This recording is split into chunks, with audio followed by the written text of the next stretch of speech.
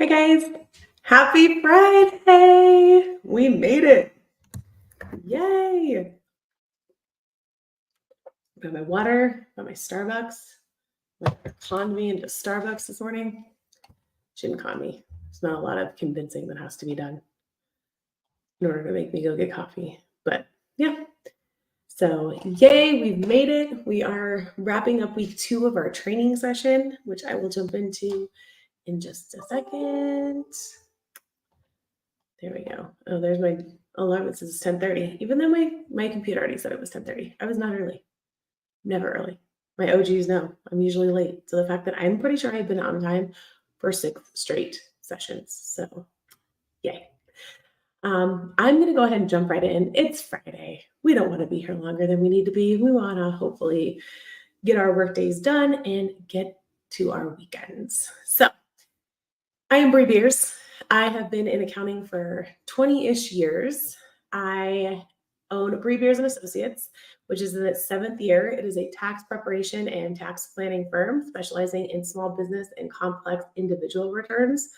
What that means is, aside from small businesses, we do the individuals who own businesses as well as individuals who might have investments or rental properties, things that are a little more than just a W-2. I'm also the founder of Peak Prosperity CFO. So over at Peak Prosperity, we empower owners of 7-figure businesses to boost their annual compensation by $100,000 in the first year they work with us by providing profit-centered thought leadership. And so in essence, what we do is we work with 7-figure business owners who are feeling stuck, who want more work-life balance and more money in their personal bank account from their businesses. So today, let's find this one. This one works.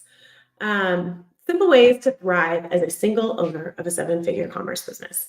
So what we talk about today, you guys, is going to work if you're actually a 7-figure business owner, if you're established, you've been a 7-figure business owner for a while, you're brand new, or maybe 7 figures is your goal and you're not quite there yet. Today will help you out. And the reason I decided to do today's training is because there's a lot of things, a lot of responsibilities, a lot that rests on our shoulders when we are the sole business owner. And let me caveat, when I say sole business owner, I'm also talking to those of you out there that own your business with your spouse. All right. Meaning you, your family, like you're in charge of this business, right? And being a business owner in general, right? It can be rewarding and challenging, and it's a great combination of both, right? But what I want to share today is I've got three simple ways to thrive as a solo entrepreneur. All right. And I want to be clear about the definition of simple versus, so we always talk about simple and easy, right? And I don't know if this is actually a definition. This is just how I think.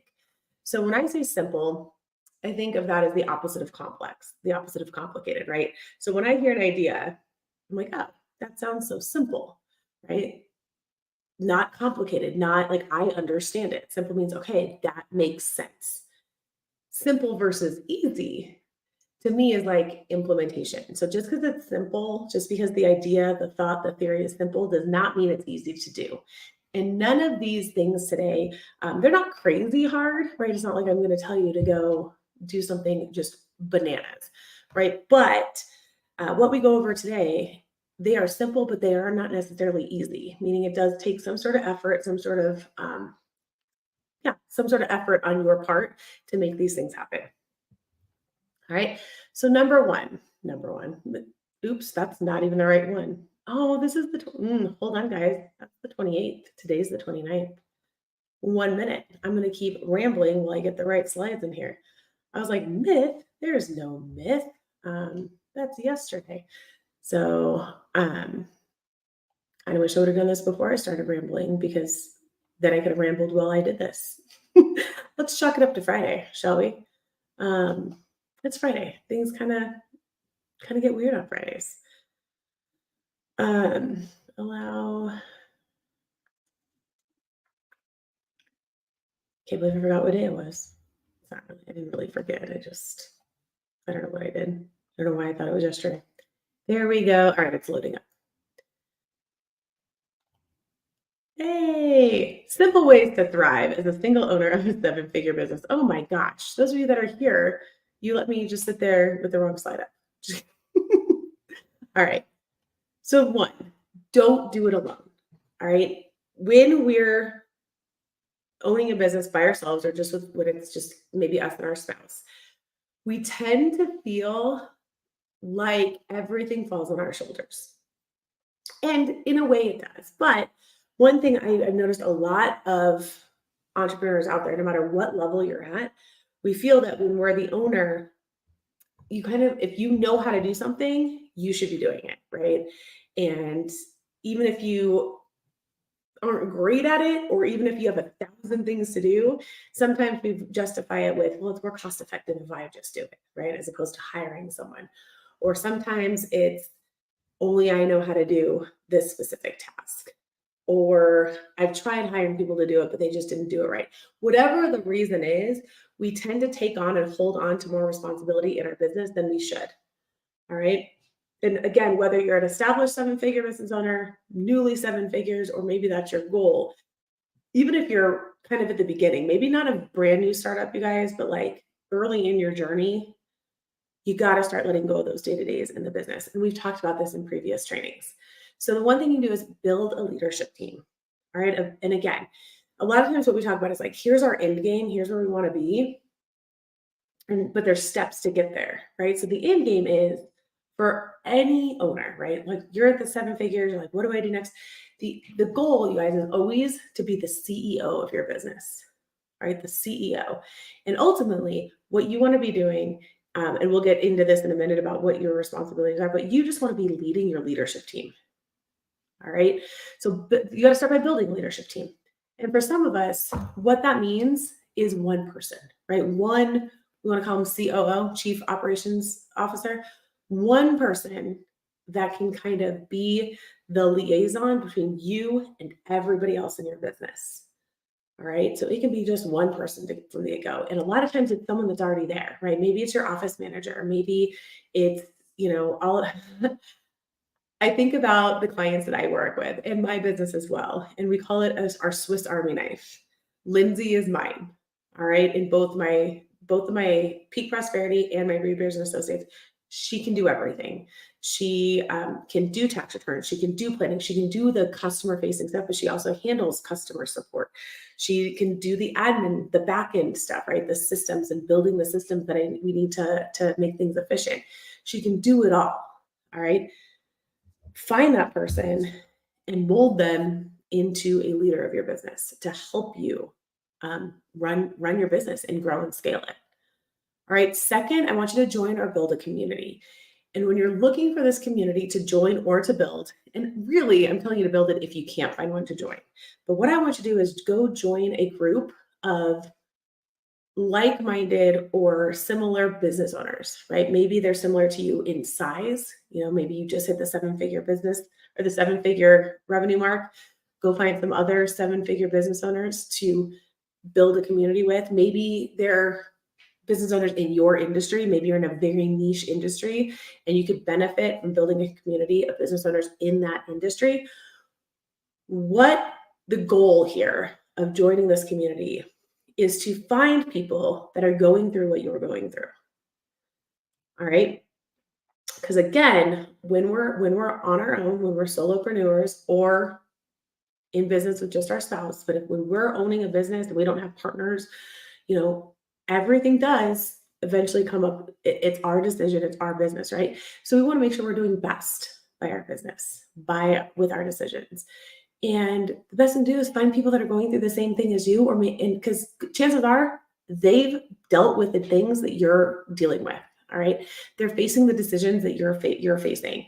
And instead of reinventing the wheel, go learn from people who have gone through this and gone through these trials and tribulations that you're now going through. All right. So join or build a community of people that you can learn from, and you can also, you guys, sharing this journey with, right? Because I'm fortunate enough that I'm married to an entrepreneur as well. We are not in the same business by any means, but because of that, I can go to Travis with, and I can vent about like running a business types of things and I can kind of bounce those kind of ideas off of him, right? But if it's like the day-to-day tax or accounting or financial stuff, like the other day I had this spreadsheet that I had built. I was really proud of it. And I was like, Travis, come look at this. He came and he's like, cool. And he was supportive, but he did not appreciate it the way I know that my fellow accountants would have. All right. So by building that community, and I have a community, I have two very, very close friends that are also CPAs that I need to show this spreadsheet to because they will nerd out with me. Right. Yeah. So build that community. And the third, I challenge you to hire a business coach. All right. And especially if you are at the 7-figure mark already, hire somebody to help you navigate the areas in your business that you're having trouble with. This can be a general business coach. It could be an industry specific business coach. There are tons of business coaches out there. So do make sure you find number one, that's a good fit for you personality wise. All right. Like they have to be able to speak your language, kind of understand and be able to connect with you. But also make sure they're coaching you in the area that you need help with. Right. So let's say you have someone doing all your marketing, right? You do not do marketing. So you outsource that, or you have someone that does it.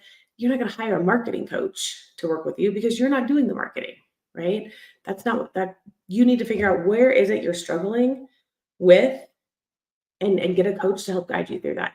And it does not have to be a long-term thing. I do have one business coach who I do a group coaching with, and I have been in that program for 3 years. And it just, for me, it also provides that community piece. But then I also go through seasonal coaches. Like right now, I'm into sales and marketing for trying to scale my peak prosperity. So I'm working with a sales and marketing coach on that front because that's something I've never had to do. Right? Everything I've ever done has kind of been word of mouth, or it's been natural. It's come naturally from just the trainings I do, everything like that. So I've hired a sales and marketing coach to help me do that. All right. So build a leadership team, join or build a community, and hire a business coach. So key is do not do it alone. Don't do it alone is simple, right? Don't do it alone. Find a team to support you. Taking those steps within there, not necessarily easy. Might take some effort. All right. Next, make it easier. Make it easier. So let's talk about what that means. Let me make my slides bigger because I don't know what your slides say versus. Okay. So reduce your tasks in the business. Okay. So reduce your tasks in the business. So a lot of times I talk about, and you hear business coaches, you hear experts talk about working in the business versus working on the business. All right. So in the business tasks are things that are actually in the business. So for me, that's tax prep. For me, or tax planning. For me, it's actually providing the CFO work with my clients. Marketing, sales, customer relations. All of those are in the business tasks that have to happen to keep your business running, the daily, right? The day-to-day. Working on your business, all right, means tasks that are growing, scaling, making your business better. All right. And so many of us get stuck in the business tasks that we don't have time for the on the business tasks. And the on the business tasks are what's going to help you scale and grow your business, eventually help you find life balance, pay yourself what you want to pay yourself out of the business. All right. When all you're doing is working in the business, you're an employee. When you're working on the business, you're an owner. That was good. I'm sure I read that somewhere, but let's go with it. I made it up. To say that again, because that was good. When you're working in the business, you're an employee. When you're working on the business, you're an owner. So we've talked about this. If you've been at any of my other trainings through the session, we've talked about the steps in order to do this, but I'm going to go over them again. So first, you want to determine your zone of genius. All right. What is it that you're really good at? All right. And for me, I'm the visionary, right? I'm really good at how can we help clients? How can we make our clients' lives better? How can we improve what we're doing for the clients?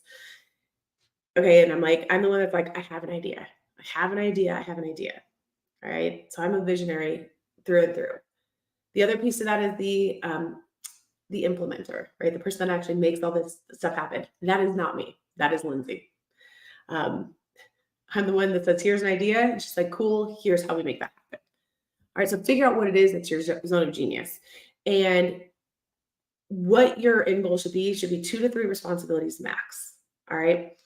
And at the end of the day, when you are a full-fledged CEO and all you are doing is CEOing, your 2 tasks are running your leadership team or leading your leadership team and making big decisions.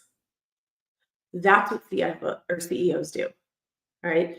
CEOs, and I'm not a fractional CFO, I'm not a CEO expert, but this is, just trust me on this. All right. So you're leading your leadership team, you're not managing the people below, you're not working in the business, you're not doing your bookkeeping, you're not dealing with fires.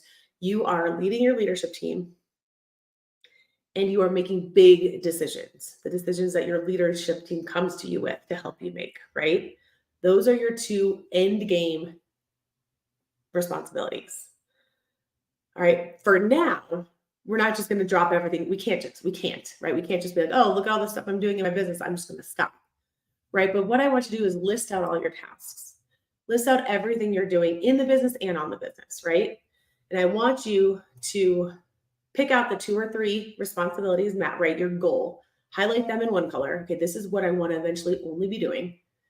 And then I want you to pick out 1 or 2, maybe 3 max from the everything left list. And those are your goal. That is your those are in your zone of genius. There are things that are generating money. They're big money makers. All right. And everything else on that list is going to go away. All right. What you're going to do is you're going to create SOPs for those. If you're the only person that knows how to do them, you're going to create SOPs for those tasks, and then you're going to delegate them. If there's someone else that knows how to do those things, you're just going to stop doing them.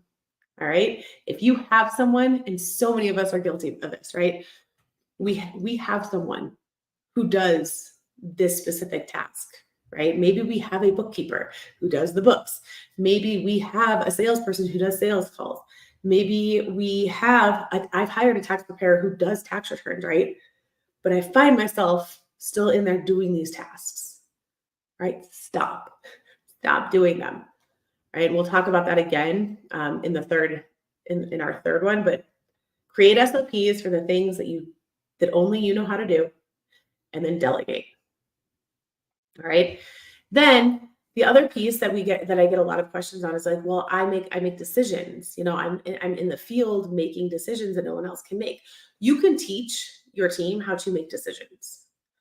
All right. And there's a 4-step process to this. All right. And I don't know if I have a training on this. If not, I will I'll eventually probably do a training on this.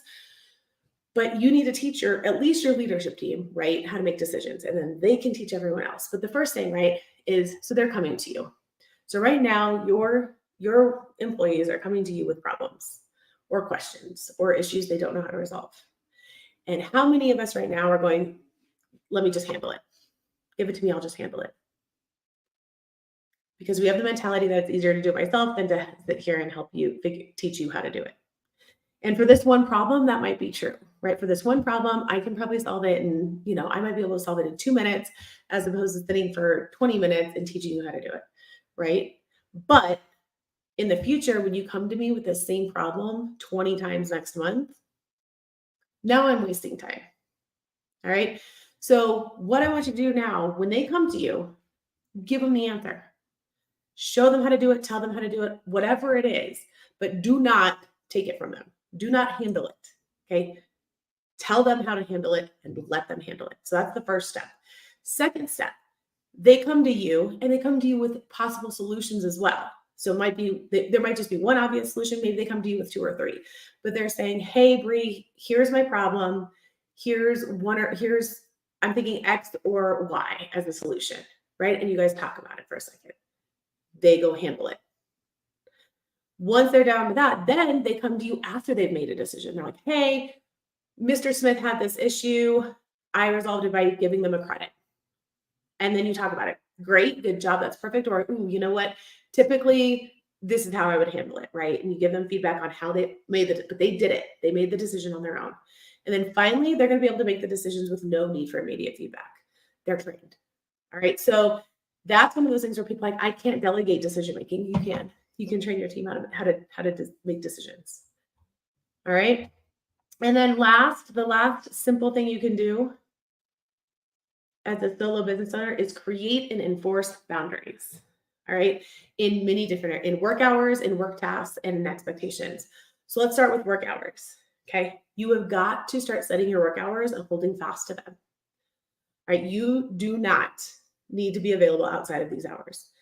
So many of us are like, well, I have to be available for my clients 24/7. No. Okay. If you provide something where you are providing 24-hour customer service or immediate customer service, you hire someone to handle that, right? Because that's an in the business task that you cannot be responsible of if you're trying to scale if you're trying to scale your seven-figure business. All right. So hopefully at this point, you already have some team, somebody that is able to do that. All right. But you set your work hours and you hold fast to them. Okay. You do not need to be available outside of these hours. Again, your clients, they should be contacting your customer support team. If you don't have a customer support team, there you go. That should be on your to-do list. Your team should not be contacting you outside of hours. They should be contacting their manager or their leader, right? And then your leaders or managers, they're trained, they're trusted. Okay. So you have set your boundaries with them. They respect those. If by some weird reason they do have to contact you outside of your normal work hours, you know that it is 120% an emergency and it's not something that they can handle. All right. So clients are contacting your customer support team. Your team is contacting their management or leadership team, and your leaders or management are trained on your boundaries. All right. So that's setting boundaries on your work hours. Creating and enforcing boundaries on your work tasks and responsibilities. This goes back to what we talked about in the last one. Do not take back tasks that you've delegated out. All right. Again, so many of us, we've hired someone to do something and we still have our fingers in the cookie jar. We're still doing things. Not only are we not doing our employee, they're not learning how to do things without us in there meddling. Eventually, it's going to get to a point where you're actually messing with it. Because your team has a system down and you in there funneling with it is messing things up. I was using the F word. You're messing things up. All right. So do not take back tasks that you've delegated out. If someone comes to you and they're not, and we do this a lot, if they're not doing it right, they're like, oh, so-and-so's not doing this right, I'll just do it. Train your team. Okay. Train your team. And the other thing, do not take on new tasks or responsibilities. As your business grows, new tasks, new responsibilities come in. Those are not for you to do. Those are for you to delegate. Those are for your leadership team, your employees, somebody else other than you to manage and take care of. All right. And then create and enforce boundaries on expectations. So this is a good one. So we need to create expectations for all of our leadership team members, right? And we need to hold regular meetings or evaluations with our leadership team to evaluate. This is going to look different for every business. But in order for you not to be, meddling down here and in the day-to-day, right? You have to create expectations for your leadership team to make sure they are managing and handling all the stuff below them. Okay. But you need to know that they're doing that. And that's why you have to have regular meetings, regular evaluations, whatever it is that it looks like for your business. You have to have a way to ensure that they are adhering to those expectations that you've set. All right. And the other one is I didn't change the slide. Oh, where's my slide? Oh no, it is expectations. I'm sorry. It's Friday. How many times am I going to say that? It's Friday. If you're watching this on a replay, let's chalk it up to it's Friday. Under create and enforce boundaries with expectations, it's to create business expectations and goals. Create goals. All right. And we talk about KPIs. Those should always be included. Financial KPIs should always be included in your business goals. But you should always have 2 or 3 working business goals going on right now that your company, your business is working toward. And these goals should be monitored regularly, whether that's monthly or quarterly at minimum. All right. So quarterly at minimum, you're looking at your goals and looking at how you're actually doing and comparing, like how are we doing to the goals we've set. And those goals should always include financial KPIs. The two I always recommend: profit or profit margin and cash flow. All right. You can have other KPIs, you can have other business goals, but profit, you should always have a profit goal and be monitoring how you're doing compared to that goal. You should always have a cash flow goal and how are you doing there. All right. All right. Summarize. So, our 3 simple ways to thrive as a single owner in a 7-figure business. Remember, simple does not mean easy, right? They're simple because they are. They're not complicated. All right. We want you not to do it alone. Do not do it alone. Make it easier. I gave you a bunch of tips on how to make things easier and create and enforce boundaries. All right. Cool. I'll close with, if you are a 7-figure business owner and you are struggling with, if anything in these trainings you're like resonating with, like, yeah, you're speaking to me, and you're struggling maybe with work-life balance, and or you're not paying yourself enough from your business, right? Like, my business is making all this money. Why am I not making some? Like, why is there not enough money in my personal bank account? You might be a business owner that could benefit from working with Peak Prosperity and in the Fractional CFO role. You can learn more about our Fractional CFO service, and you can also book a call to see if we can help you transform your business into an asset that supports your personal goals and dreams at the link in the description. I don't know where it is compared to where I'm sitting. And then, guys, next week is our last week of this training session on Monday. So next week, I'm going to be sharing some testimonials, sharing success stories from clients, showing how, we've talked about all the problems, right, that we encounter once we hit that 7-figure mark. Next week, I'm going to talk about how some people got past that and were able to scale past, and fight these challenges. So next week on Monday, I'm going to share about my client Alex, and we were able to transform their 7-figure business into the vehicle that funds their dreams. They're now going on vacations, they're building a lake house, all the things. So I will see you guys here, wherever you're watching me now, whether it's in our Money, Tax, and Finance Facebook group, on YouTube, or on LinkedIn. I will see you Monday at 10:30 Denver time, 9:30 Pacific time, 11:30 Central time, or 12:30 Eastern time. All right, have a fantastic weekend, y'all. Bye.